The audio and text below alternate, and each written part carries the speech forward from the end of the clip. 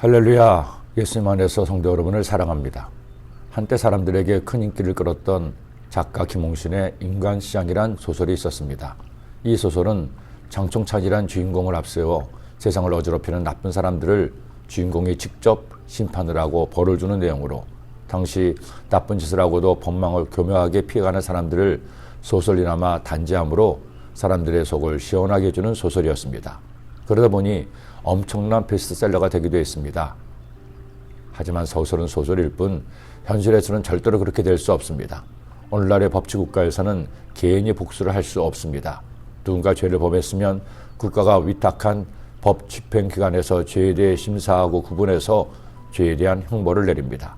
누가 나를 때렸다고 나도 그를 때리면 쌍방 폭행이 되는 것이지 정당화될 수 없습니다. 그러기에 어떤 사건이 일어났을 때 법원이 재판을 통해 범죄에 대해 단죄하는 것입니다. 3400년 전 이스라엘 민족도 마찬가지였습니다. 당시나 지금이나 사람들 사이에 다툼과 시비는 항상 있었습니다. 그거는 다툼이 있을 때 개인이 해결하려고 하면 짐승의 세계, 약육 강식의 세계가 됩니다. 그러기에 재판관을 세워 판결을 하도록 율법에 명시하고 있습니다. 헌때 율법은 재판함에 있어 증인을 세우되 한 사람이 아니고 반드시 2명 이상의 증인을 세우도록 했습니다. 사람의 모든 악에 관하여 또한 모든 죄에 관하여는 한 증인으로만 정할 것이 아니요 2 증인의 입으로나 또는 3 증인의 입으로 그 사건을 확정할 것이며 증인을 한 사람만 세우면 그가 위증을 할 수 있기 때문이죠. 그러기에 여러 명의 증인을 세우게 한 것입니다. 그런데 더 중요한 것이 있습니다. 이른바 위증죄에 대해 아주 엄하게 말씀하고 있는 것입니다. 만일 위증하는 자가 있어 어떤 사람이 악을 행하였다고 말하면 그 논쟁하는 쌍방이 같이 하나님 앞에 나아가 그 당시의 제사장과 재판장 앞에 설 것이요 재판장은 자세히 조사하여 그 증인이 거짓 증거하여 그 형제를 거짓으로 모함한 것이 판명되면 그가 그의 형제에게 행하려고 꾀한 그대로 그에게 행하여 너희 중에서 악을 제하라. 오늘날 법률에도 위증죄와 무고죄를 엄하게 취급하고 있지만 성경에서는 더욱 이런 죄를 엄하게 다스리고 있습니다. 이렇게 없는 죄를 위증하거나 죄를 짓지 않았는데 지었다고 무고했을 때 그들에게 가는 형벌이 바로 이것입니다. 그리하면 그 남은 자들이 듣고 두려워하여 다시는 그런 악을 너희 중에서 행하지 아니하리라. 내 눈이 긍휼히 여기지 말라. 생명은 생명으로, 눈에는 눈으로, 이에는 이로, 손에는 손으로, 발에는 발로이니라. 이른바 복수법이라고 해서 율법의 눈에는 눈, 이에는 이라고 똑같이 복수를 하라고 하는데 사실은 모든 죄에 해당되는 말씀이 아닙니다. 실수로 사람을 죽였을 때 그들이 피할 수 있는 도피성도 있지 않습니까? 이 법은 특별히 위증죄와 무고죄를 지어 남을 해치려는 사람에 대해 그 죄에 대한 형벌을 그에게 적용하라는 겁니다.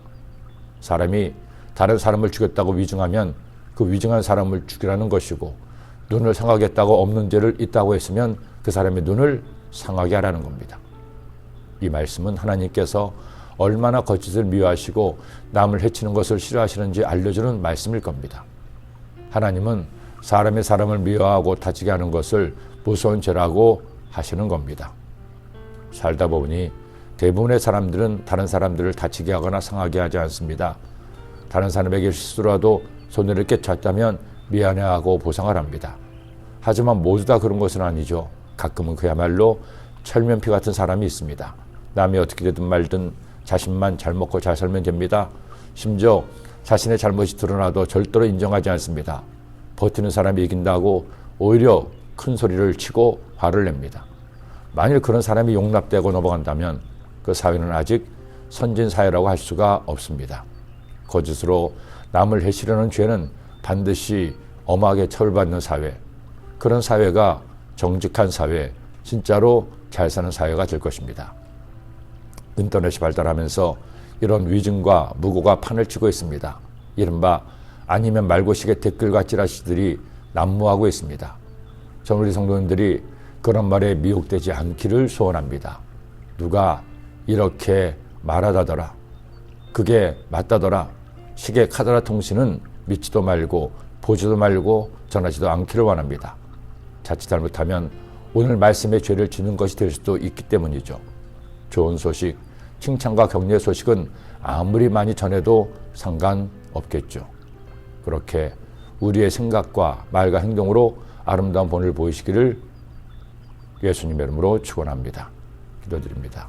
사랑의 주님, 우리가 말하는 입술의 말들이 행하는 남에게 해가 되고 남을 다치게 하는 것이 되지 않도록, 아니면 말고시기 말을 하지 않는, 전하지 않는 저희들이 되게 하여 주옵소서. 좋은 말, 유익한 말, 칭찬과 격려의 말은 아끼지 않되 남에게 해가 되는 말, 남을 모함하는 말, 남을 다치게 하는 말은 하지 않는 저희들이 되게 하여 주옵소서. 우리의 입술에 주님의 은혜가 있게 하여 주옵소서. 예수님의 이름으로 기도드립니다. 아멘.